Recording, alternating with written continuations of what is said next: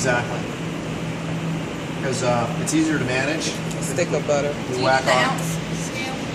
No, no. It's a stick of butter. So take this. Stick this here.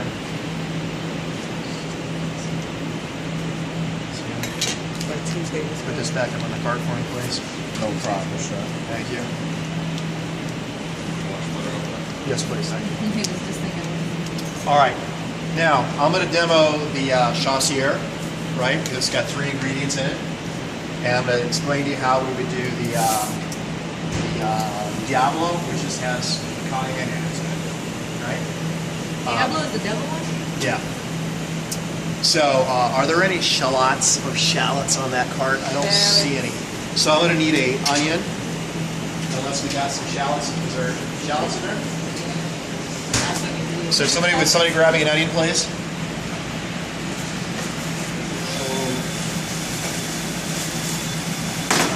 This is your makeshift shallot. Onion again. Choke up on your knife so you don't cut yourself, or so it doesn't cut you. Take your knife, pour out this top part just like this. Pull it off. All right. You remember how we make tomato concasse? Pour and score. Right? Now remember what I told you about concasse. Unless I tell you to fine dice it, right, or brunoise it, then it's just a quick rough chop. But today, I want to do the fine dice. I want to do the brunoise. So we core and score. So I make my little score here behind her, and I'm going to go ahead and pour this bad boy.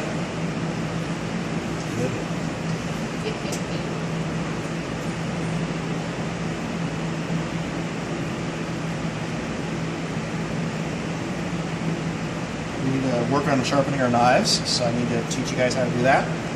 So I poured and scored this. Is that water boiling in the small pot? Alright, so while I'm waiting for that to come to a boil, I'm going to go ahead and prep my, classically I'd be using a shallot, exactly. Alright, but I don't have any in the cart, so I'm just going to use onion.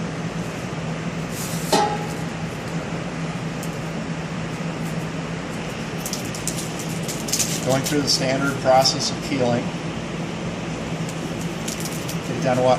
Now, I am straining all this out, but I still want to have some fine work for a lot of flavor. So the smaller I dice it, the more flavor I'm going to have, right?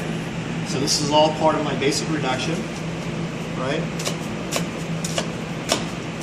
You notice, you know, like I told you guys, I prefer the radial cut.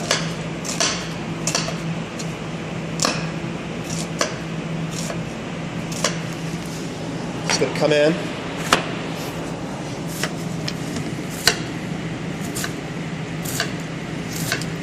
It's plenty of onion for what we're using.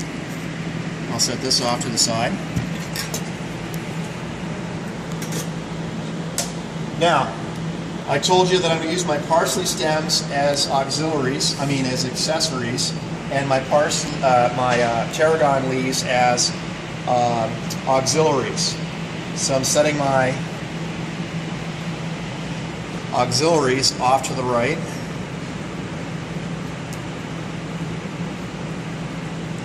And then I'm moving these over to the left for part of my my reduction. Use the same thing with my mushroom stems. Toss these here, and my mushrooms here for show. All right.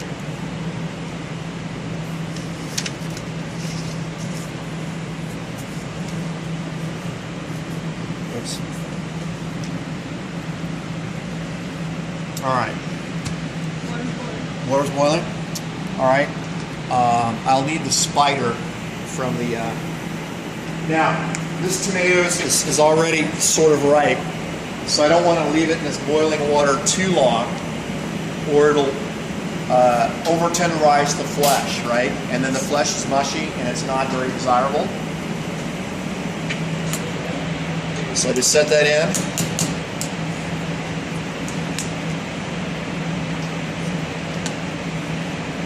Give it a couple of seconds.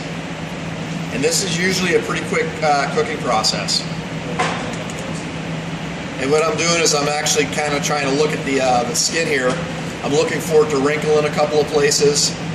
Sometimes it expands, it'll burst sometimes a little bit as the tomato expands. All right. And I'd rather stop too early than too late, so I'm going to stop now and I'm going to shock it. All right. So that's the blanching and shocking process. So while that's happening, I'm going to let that cool because it needs to cool completely down. I'm going to trim off my mushrooms here because I'm going to take these extra pieces that aren't as desirable and I'm going to use them for my essence, right? For my accessories, exactly. All right. So that's all flavor I'm going to put in there. So it's all about building flavor.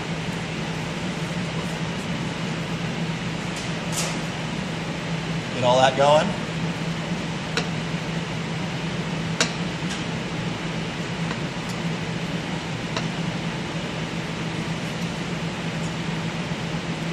So the primary flavor in the Chasseur is tomato, tarragon, and mushroom.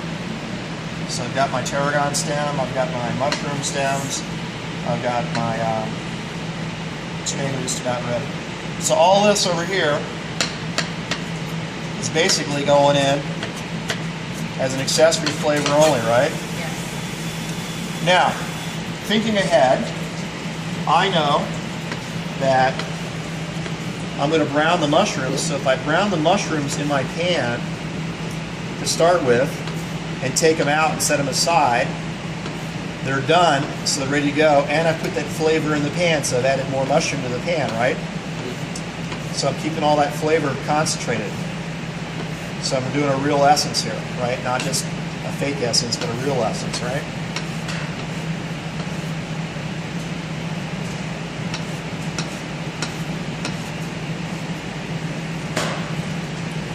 All right, come back to my tomato.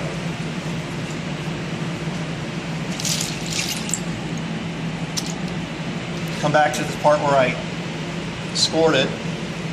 Reach up with my knife, my paring knife, grab the skin and peel it back like this. Now look at what I'm doing with my skin. I'm throwing it right down here into my reduction pile, right?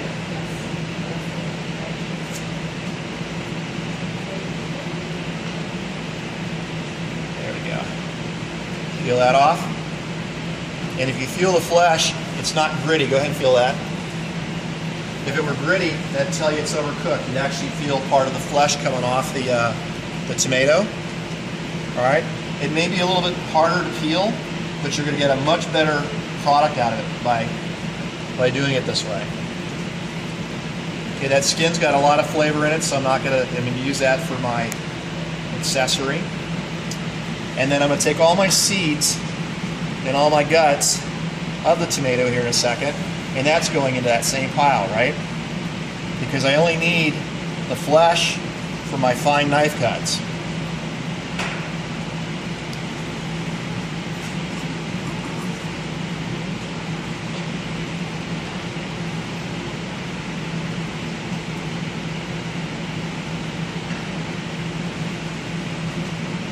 That tomato juice. Got you in the eye? Got me. Sorry, that's why I wear glasses. Might have to move my snoot up to my eyes. There you go. Good luck. All right. I'm going to move these out of the way. I don't want them to get wet. Now, take your knife and quarter your tomato, and then halve it. And I can actually create what I call tomato petals. So I take my knife, I lay my tomato down like this, and notice how I'm rolling it now, right? Just like I'm filleting it. That's a good analogy. And notice where I put my guts right over here. Now I'm going to flatten it, come in with my knife one more time, and get all the seeds out, right?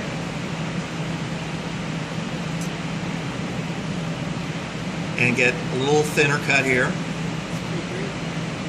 That is greatness at work.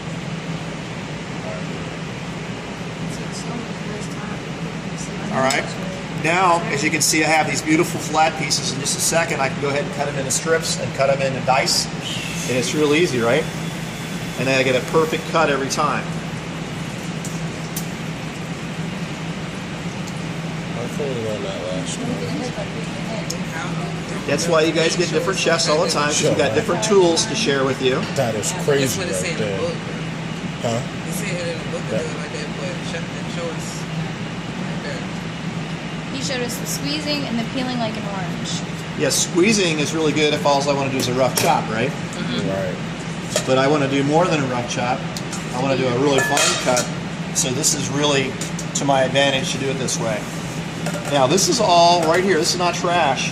This is all going into my reduction, right? This is all flavor. Oh, So I'm going to come back and clean this up a little bit.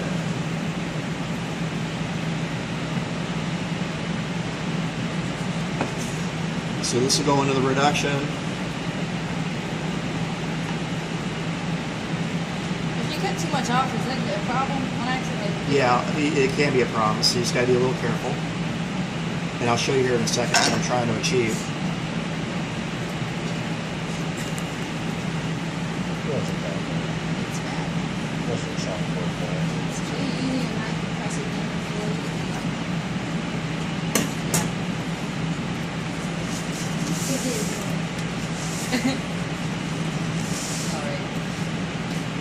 Alright. Okay, so now I'm at the easy part. I'm just gonna trim this off, square this off, square this off, square that off. Same thing here. And then I can get going really fast here in a second. Turn left. You guys can see where I'm going with this, right? Yeah, you make some either julienne. I'm gonna do some brunoise, right?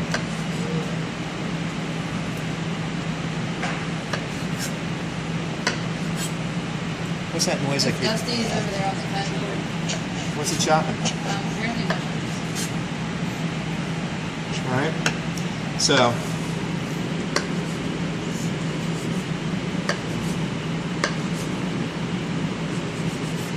come back in, turn this.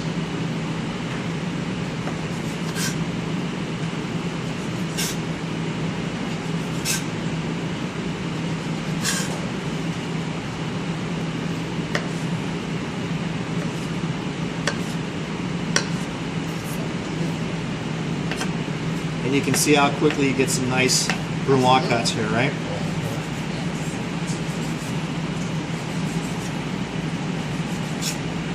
So the reason you have to cut so much is that because the knife is sharpened? Yeah, this is a dull knife.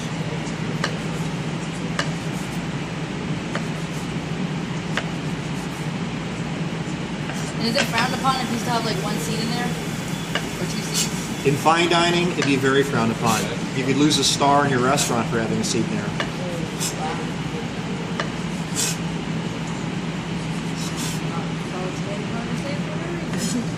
Yep.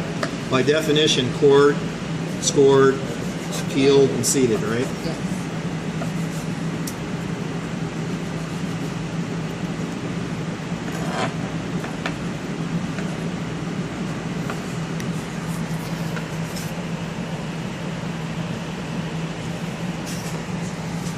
All right. Just a tiny little bit of butter here. Get it in the pan. Now, in this case, I do want to add brownness to my mushrooms here, right? So I am going to add some butter, get it hot, and let's whisk this real quick.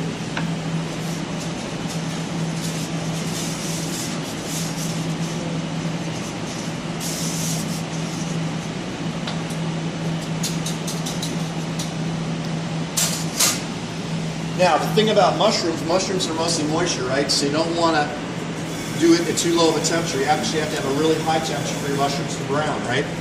Because there's a lot of moisture in there. Now, when you're moving fat around in your pan, in this case butter, you want to condition your pan. And by that I mean you want to get fat to completely coat the bottom and the edges of your pan. all the way around. Okay? If you do this well, you don't need a non-stick pan. If you don't do this well, you can go out and spend extra money on a non-stick pan that you don't need to buy.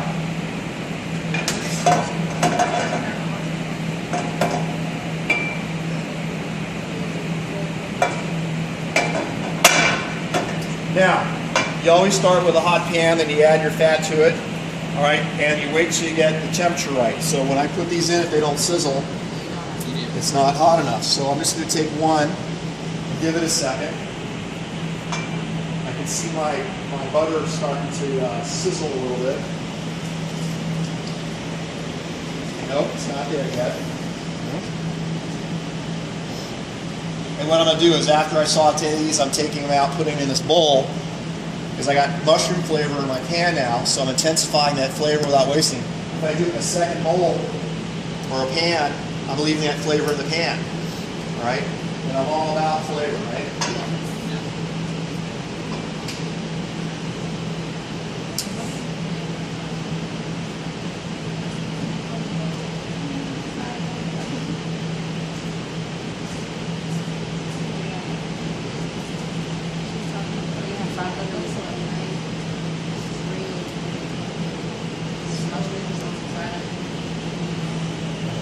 All right. Sprinkle my mushrooms around. Hear that?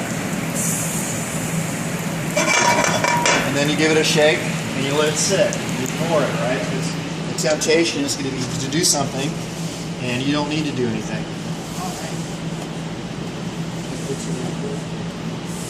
All right. So I have all my mise en place going here. Looks great. And all I have to do, brown these mushrooms, transfer them to here, put all this back in there, take a little bit of this. Do we have any white wine in the lab? We didn't have any. It should be. We didn't have any yesterday. Oh no, we didn't. You ain't got it for us. But the Chasseur classically has a white wine in it. Now I can hear these mushrooms starting to sizzle. Ignore them, all right? Because you want to get a good color on them.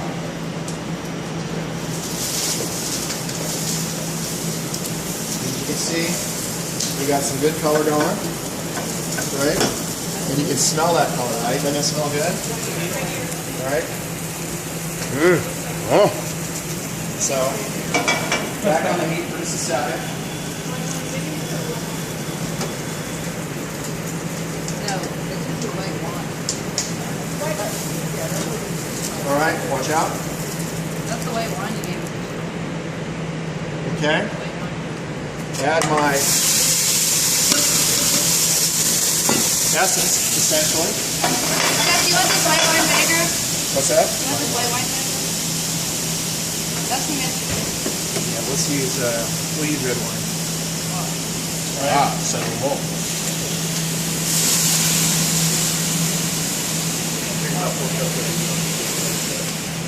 All right, now we're going to let this reduce to what? I'll sec. Au sec.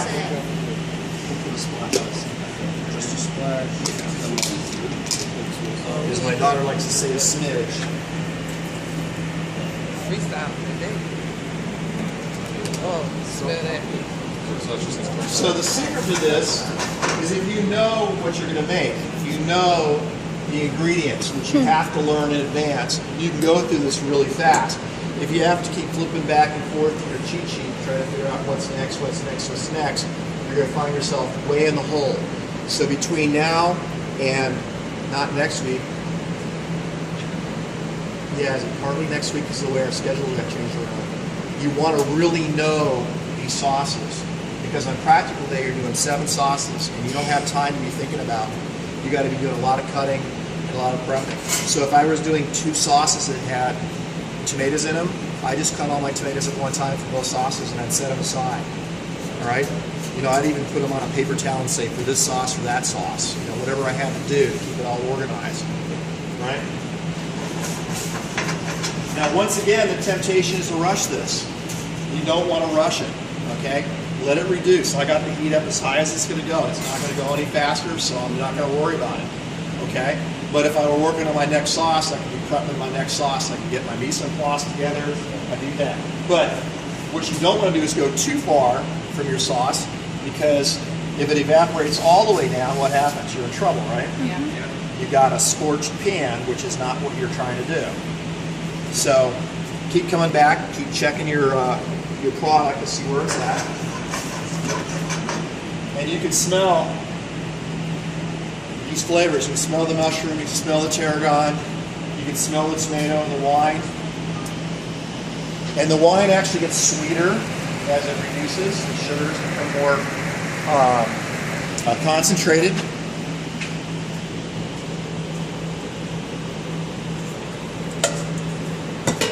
Take a second, get your station organized, okay? Try to keep it clean as you go.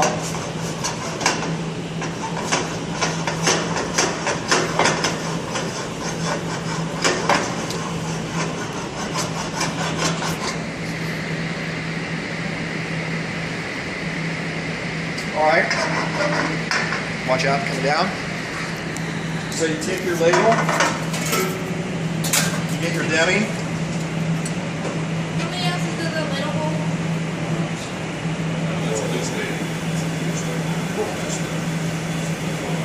So I'm just using one ladle for our purposes here. Thank you. 12 ounces. It's a 12-ounce ladle. And you gotta let this come back to a boil. And then it's gonna reduce. So now I'm over here cutting, I'm prepping the next thing I'm gonna do, I'm gonna prep the next thing I'm gonna do, I'm prepping the next thing I'm gonna do. So, I'm gonna need a bouillon strainer, please. That tomato shape. What's that? Oh, that tomato shape like it's scared for its life. Like it has Parkinson's. Yes. Smells great.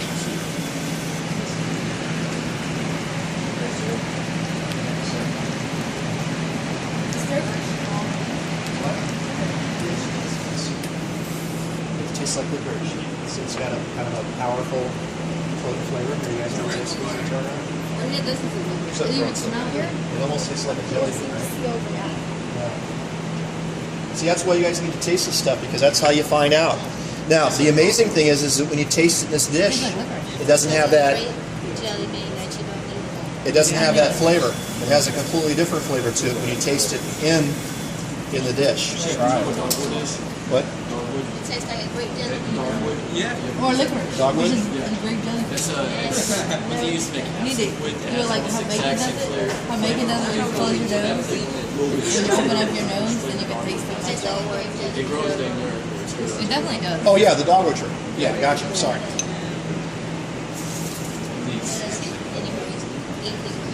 I hate the licorice.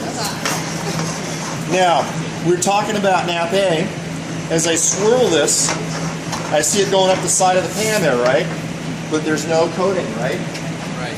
So I know that I haven't got even close to my nappe. But as I'm looking at my bubbles, they're starting to change. For me, it almost takes on kind of a molten look, like plastic melting and bubbling. And that's how I know it's getting ready to go nappe on me, right? Go nappe.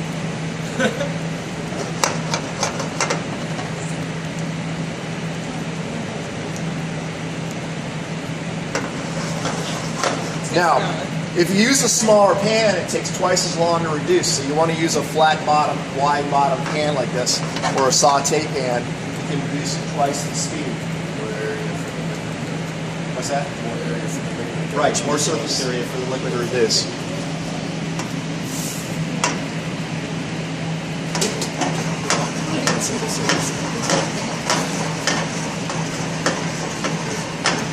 Now all those tomato juices, all those mushroom juices, the tarragon stem, it's just bleeding into this meaty, beefy stock, right? This Demi Glace. And those flavors are starting to combine. Now the real secret of a good chef is that you can imagine the flavors as they combine. When you taste that tarragon, you get the licorice and all that. Okay, I get it, jelly beans and all that. But when you taste it in this combination of things, when you salt and everything else. That's where you have to use your imagination to anticipate that final outcome for that flavor profile, right?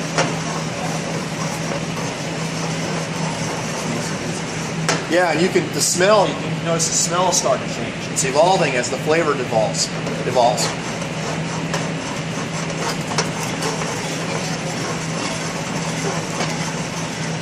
So as you can see, we've wasted nothing with this. We've used the skins, the guts, okay, are all in here. Everything is used, the stems, everything, right? No waste. If you find something you're throwing out on a regular basis, you should be asking yourself, how can I use this? How can I make money off of this? I've actually fried tomato skins. I had to, when I was a prep cook, I had to make concassé all the time, so I had like these thousands of skins. And it's amazing. You can actually fry a skin. The only problem with it, it's amazing flavor, but it's got a rubberiness to it when you bite into it. It doesn't ever crisp up. It turns into a rubbery. But it has the same taste as walking through a vegetable garden, a tomato garden. You know that real intense tomato smell when you go into a tomato garden? That's the flavor you get from a fried tomato skin. You know? So, you know, they're always looking for another way to use a skin, right, for a tomato. But I just couldn't find the right way. You know, so you just keep looking. You keep looking for ways to incorporate that cost, make it a profit. What's that, Chef? No, I have turned it into powder. I've actually made tomato powder that I put on cheese courses and a few other things. Yes, sir. Watch. You can see the viscosity, because I can see it now. It's starting to coat, right? Do I want it thicker than this? Yeah. All right. A little bit. Oh, it smells good though, doesn't it? Yeah. Now, can you imagine this on a beautifully roasted or a beautifully sauteed piece of chicken? Yeah. Can you imagine this with a little bit of pork? Yeah. All right. Can you imagine this with this sauce? On your hamburger, right? Hamburger or meatloaf? Give me a chicken. Meatloaf.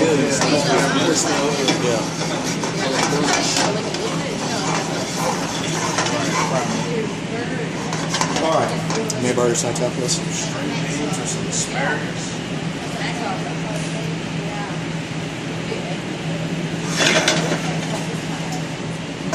All right. Oops. Watch out, this is gonna pour. Now look how thick and shiny this is. All right. Yes, but I'm trying to compress the demonstration down for you for time. So I'll set this here. I'll take this. Tap it to get the... Some focaccia, right? Now, again, if I wanted to, finish with butter. All right. To give it And that then shine. give it that luster. Now you see the nappe there in the bowl? Yeah. Now, when we get this butter in here, we're emulsifying it again by swirling in, right? Yep. And it'll actually thicken this just a little bit more. And notice it's off the heat. When you add your butter, you want it to be off the heat. It's real shiny. Oh, it's getting shinier. Oh, yeah. And look at the color, it's getting richer. So you guys probably need to get some spoons over here if you want to taste this. Grab me one, somebody. Mine's Some flavor. Some rice, that'd be great. So we can throw that on top. Oh yeah, this would With be some great. focaccia. Oh man, some asparagus, string beans, Yep. a little lemon pepper, We only olive have oil. forks. So is that gonna be Oh, I'll go get us some spoons here in a second. You can take these big tomatoes and put those in a stew. Yep, absolutely. Man. You could make a stew that tasted like that with your beef in it, right? Right? Thank you, my friend.